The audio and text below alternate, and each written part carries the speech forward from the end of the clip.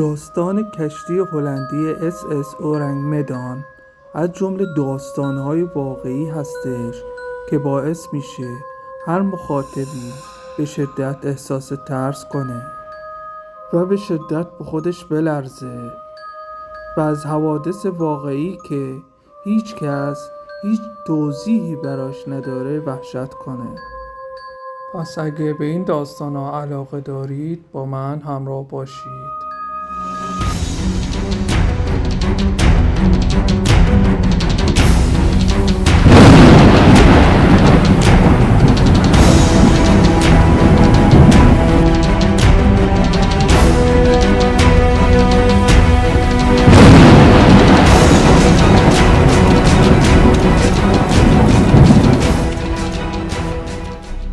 در سال 1940 این کشتی در حال عبور از تنگه مالاکا بود که یک پیام اضطراری ارسال کرد.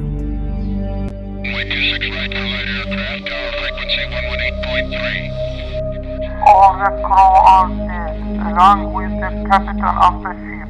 We are dead. I'm also dead. با این مضمون تمام خدمه و همراه کاپیتان کشتی مردن. ما مرده ایم. من هم مردم. پس از دریافت این پیام چندین کشتی آمریکایی و هلندی برای تحقیق به این منطقه اعزام شدند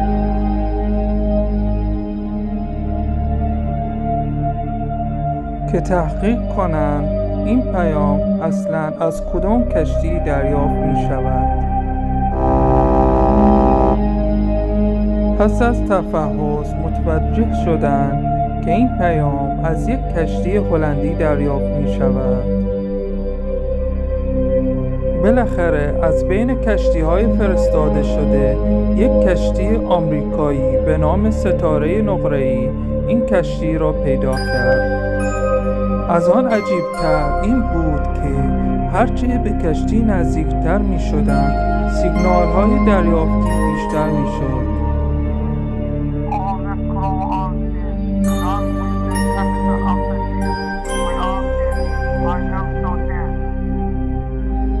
و پیام اضطراری بیشتری دریافت می‌کردند.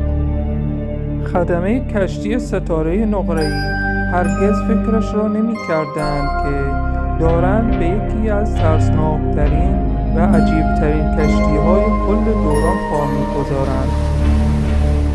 زمانی که افراد این کشتی وارد کشتی هلندی شدند، زمان زیادی نگذشت تا همگی با صحنه‌ای عجیب و ترسناک روبرو شدند.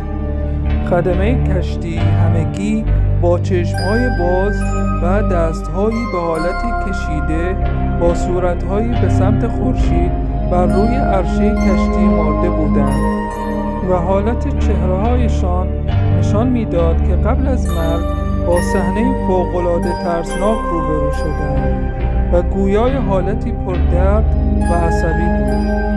حتی در کمال تعجب سگی هم که داخل کشتی بود به همون صورت مرده بود.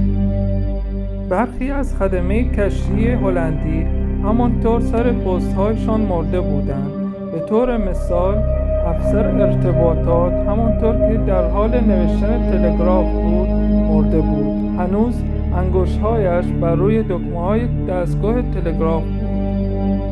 در زیر عرشه خدمه ستاره نقره‌ای به جستجوی اجساد یا شاید بازمانده‌ای از این اتفاق گشتند.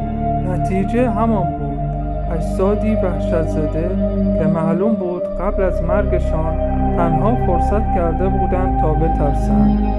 خدمه ستاره نقره‌ای هرچه به قسمت‌های زیرین عرشه نزدیکتر می‌شدند احساس سرما و خستگی در وجودشان بیشتر می‌شد و تمایل بیشتری برای خروج از آن قسمت داشتند.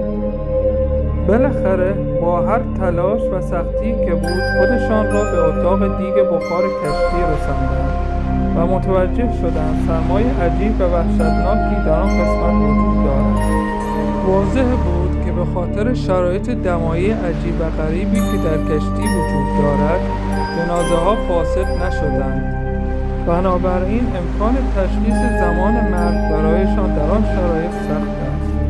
با این شرایط هر اتفاقی که افتاده است غافلگیر کننده بوده. کاپیتان ستاره نقره‌ای تصمیم گرفت که کشتی اورنگ‌مدان را به کشتی خودش متصل کند و با خود به ساحل ببرد.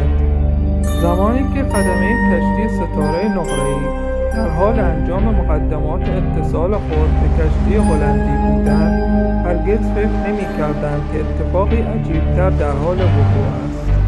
زمانی که سیستم‌های یدکی شروع به کار کردند، ناگهان مه غلیظ فضا را پر کرد و سپس پس از گذشتن چند دقیقه انفجاری بزرگ در کشتی هلندی اتفاق افتاد.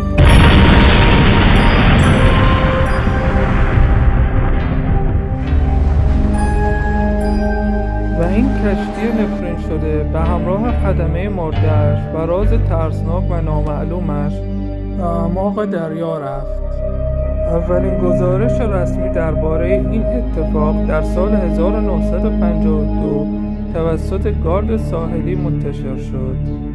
پس از انتشار این گزارش، بسیاری از این حادثه و علتهای آن در محافل مختلف صحبت کردند. حتی عده‌ای نیز آن را به فرازمینی‌ها نسبت دادند. ولی تا به امروز راز این معما حل نشده باقی ماند.